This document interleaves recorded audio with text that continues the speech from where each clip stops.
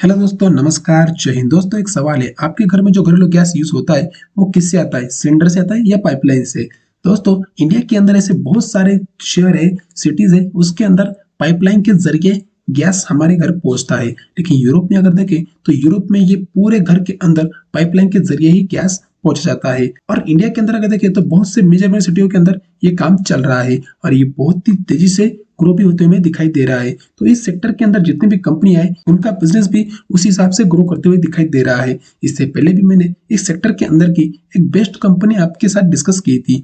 इस वीडियो के अंदर भी गैस ट्रिब्यून सेक्टर की एक कंपनी हम डिस्कस करने वाले हैं। वीडियो के अंदर पहले हम देखेंगे बिजनेस एनालिसिस, उसके बाद फंडामेंटल, उसके बाद टेक्निकल एनालिसिस। टेक्निकल एनालिसिस के अंदर हम देखेंगे कंपनी के बाइंग लेवल्स। तो शुरू करते हैं बिजनेस एनालिसिस से। तो कंपनी का नाम है दोस्तों जीएसपीएल लिमिटेड, मतलब Gujarat state Petronet limited. Company gas distribution का काम करती है। जीएसपीएल गैस का उपयोग करती है और वो खरीदता भी है। कंपनी अपने नेटवर्क को बढ़ा रही है जो पूरे गुजरात राज्य में अंदर गैस पहुंचा सके और जहां जहां कस्टमर को जरूरत है वहां गैस की सप्लाई हो, और वो पाइपलाइन के जरिए करता है। कंपनी अपने पाइपलाइन को दो तरफा प्रवाह देने में सक्षम है और कंपनी लगातार अपने नेटवर्क को निगरानी में रखती है। कंपनी के पास लगभग 2700 किलोमीटर का पाइपलाइन नेटवर्क है और कंपनी अपना पाइपलाइन नेटवर्क को और भी विस्तार करने जा रही है। यहाँ पर अगर देखें, जहां पर नेचुरल गैस की डिमांड है वहां पर वो अपने पाइपलाइंस बिछा रही है और वहां पर वो कंपनी प्रोवाइड कर रही है और उनके क्लाइंट के साथ गैस ट्रांसमिशन एग्रीमेंट भी हो चुका है। कंपनी ने साल 21-22 के अंदर 33.8 एमएमएसडी का नेचुरल गैस का ट्रांसमिशन भी किया है। कंपनी के फ्यूचर प्लान के ऊपर एक नजर डालते हैं। कंपनी के करंट पाइपलाइन नेटवर्क के अलावा भी गुजरात के 25 जिलों तक पहुंचाने वाली पाइपलाइन नेटवर्क बढ़ाने का काम करने वाली है और वो तकरीबन 3000 किलोमीटर का प्लान है, जिसके अंदर company industrial area, house hold and transportation तक अपना नेटवर्क फैलाने वाली है। उसके साथ ही कंपनी गुजरात के राज्य के साथ ही और दूसरे राज्यों के अंदर भी अपने पाइपलाइन नेटवर्क बढ़ा रही है। और उसके साथ अगर देखें तो बहुत सारे राज्य के अंदर कंपनी पहले से अपने पाइपलाइन बिछाई है, जैसे राजस्थान, पंजाब और जम्मू जैसे राज्य के अंदर कंपनी ने अपनी पाइपलाइन बिछा दी है। एक बार देखते हैं कंपनी के पाइपलाइन नेटवर्क्स। दोस्तों, गुजरात राज्य के अंदर अगर देखें तो ये जो दिखाई दे रहे हैं ये कंपनी के पाइपलाइन नेटवर्क यहाँ पर हमें दिखाई दे रहे हैं और ये ज्यादातर तो पूरे गुजरात में फैला हुआ है। जो यहाँ पर डैश डैश दिखाई दे रहा है वो कंपनी अभी इसके ऊपर काम कर रही है, मतलब ये अंडर कंस्ट्रक्शन ये पाइपलाइन हमें दिखाई दे रही है। तो यहाँ पर अगर देखें तो पूरे राज्य के अंदर कंपनी अपने पाइपलाइंस को बिछा चुकी है। कुछ राज्य है जहाँ पर बचे हैं उधर भी कंपनी अपने पाइपलाइंस को बिछाने वाली है। अभी देखते हैं इंडिया के अंदर कंपनी के पाइपलाइंस नेटवर्क कैसे है। दोस्तों, इंडिया के अंदर देखें गुजरात में तो पूरा फैला हुआ है, उसके बाद राजस्थान, हरियाणा, पंजाब और जम्मू जैसे इलाका में कंपनी की पाइपलाइन पहले से फैली हुई है। उसके बाद अगर देखें तो तेलंगाना, महाराष्ट्र के कुछ एरिया में, मध्य प्रदेश में और उसके बाद देखें आंध्र प्रदेश के कुछ एरिया में भी कंपनी का पाइपलाइन कंस्ट्रक्शन अभी काम चल रहा है। पर ओवरऑल अगर देखें तो कंपनी ने बहुत सी बड़ी पाइपलाइन नेटवर्क बिछा चुकी है पहले से ही और अभी कोई ग्रो भी करने वाली है। तो ओवरऑल अगर देखें तो कंपनी का बिजनेस बहुत ही अच्छा हमें दिखाई दे रहा है, क्योंकि कंपनी का फ्यूचर ग्रोथ भी अच्छा है और प्लानिंग भी अच्छी है। और उसके बाद बात करें दोस्तों, और जो सिलेंडर है उसके पीछे भी कंपनीज का बहुत सारे एक्सपेंसेस बढ़ जाते हैं। पाइपलाइन के जरिए एक बार इन्वेस्ट करो और लॉन्ग टर्म के लिए इनकम शुरू करो, ऐसा कुछ ये बिजनेस है। अगर ओवरऑल देखें तो कंपनी के बिजनेस बहुत ही अच्छा हम कह सकते हैं। और सबसे महत्वपूर्ण बात यह है दोस्तों कि ये गुजरात बेस्ड कंपनी है और अगर हमारा मौजूदा सरकार अगर देखे तो वो भी गुजरात के ही चलते हैं। तो इसके चलते भी हमें थोड़ा सा पॉजिटिव इम्पैक्ट ये कंपनी के कॉन्ट्रैक्ट के ऊपर हमें पड़ता हुआ दिखाई देता है। ऐसे कुछ चीजें होती है जो अंदर की बात रहती है, जो पीछे जो हाथ लगे होते हैं वो कुछ अलग रहते हैं। तो दोस्तों, अभी चलते हैं कंपनी के फंडामेंटल्स के ऊपर। कंपनी के फंडामेंटल्स अगर देखें, कंपनी का मार्केट कैप 14,000 करोड़ का है, मतलब कंपनी मिड कैप है। कंपनी की स्टॉक प्राइस अगर देखें तो 247 है। स्टॉक पी 8 का है, जबकि इंडस्ट्री पी 10 का है, मतलब कंपनी अभी फेयर वैल्यू पे मिल रही है। आरओसी अगर देखें तो 36 का है और आरओए देखें तो 23 का है, मतलब आरओसी 36 का है जो कि बहुत ही अच्छा है, आरओए 23 का है वो भी बहुत ही अच्छा है। डेट टू इक्विटी रेशियो अगर देखें तो 0.09 का है, मतलब कंपनी ऑलमोस्ट डेट फ्री है। यहाँ पर अगर देखें तो डेट कंपनी के ऊपर 700 करोड़ का है, जबकि रिजर्व अगर देखें 7030 करोड़ के है, मतलब कंपनी ओवरऑल अगर देखें तो डेट फ्री कंपनी में से कह सकते हैं। कंपनी का चार्ट हम टेक्निकल एनालिसिस में कवर कर लेंगे, उसके प्रोस और कॉन्स वो फंडामेंटल में हम कवर कर लेंगे। कंपनी की पीएस कंपनी में देखें तो अदानी टोटल गैस गेल, पेट्रोनेट एलएनजी, इंद्रप्रस्थ गैस जैसी कंपनी की बड़ी बड़ी कंपनियां, कंपनी की पीयर्स कंपनियां है। लॉन्ग टर्म व्यू रखेंगे, इसलिए हम क्वार्टर रिजल्ट ना देखते हुए एनुअल रिजल्ट हम देखेंगे। कंपनी का टॉप लाइन अगर देखें तो 9,300 था, जो बढ़कर 17,900 हो गया है। और ऑपरेटिंग प्रॉफिट अगर देखें तो 2,500 था, वो बढ़कर 3,500 हो गया है।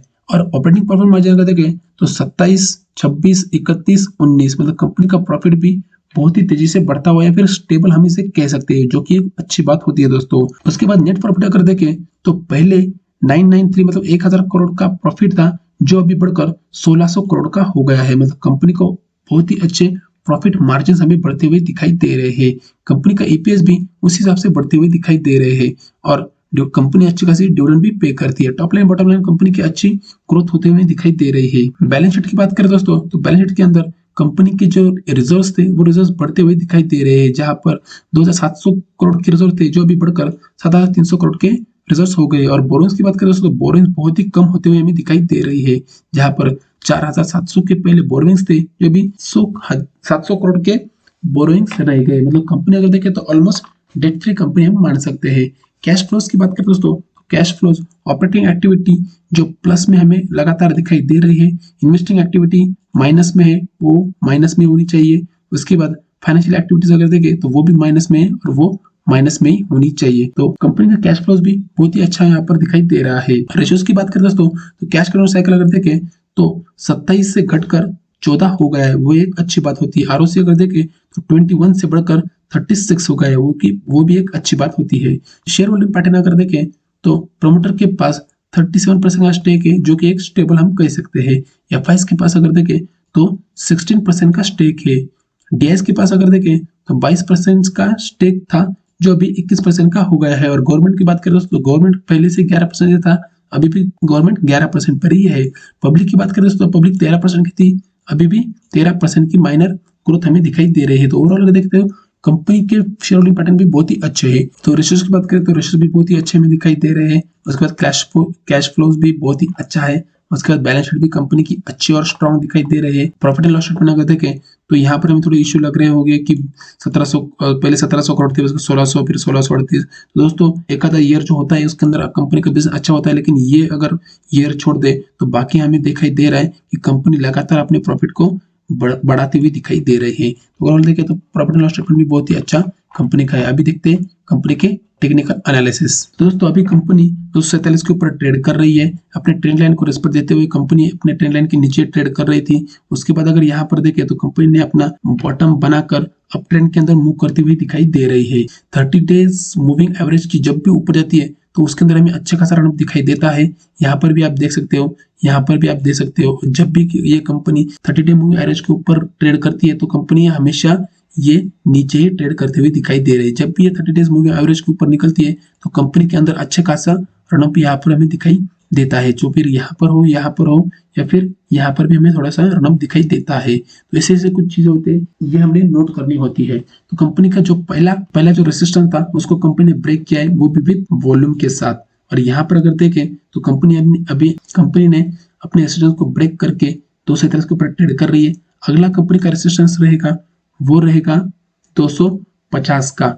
जब भी ये कंपनी 250 का लेवल ब्रेक करती है तब हमें 20 से 30% की इसमें इन्वेस्ट कर लेना है। और जब भी ये कंपनी 270 का लेवल ब्रेक करती है तो बचत जो भी आपकी अमाउंट है उसको आपने इन्वेस्ट कर देना है। दोस्तों कंपनी का फर्स्ट टारगेट 325 का रहेगा और सेकंड टारगेट रहेगा 350 के। तो दोस्तों तो कंपनी का बिजनेस मॉडल हमने समझ लिया, कंपनी का बिजनेस अच्छा है। फंडामेंटल्स देख ले, कंपनी के फंडामेंटल्स भी बहुत ही अच्छे है। और उसके बाद अगर देखें तो कंपनी के टेक्निकल एनालिसिस भी देखें, जहां पर हमने बाइंग लेवल डिस्कस कर लिए। तो मैं आशा करता हूँ ये इन्फॉर्मेशन आपको अच्छी लगी होगी। अगर ये इन्फॉर्मेशन आपको अच्छी लगती है तो वीडियो को लाइक और सब्सक्राइब करना ना भूले और एक बार डिस्क्रिप्शन बॉक्स जरूर चेक करें। मिलते हैं नेक्स्ट वीडियो में, तब तक के लिए जय हिंद, जय भारत।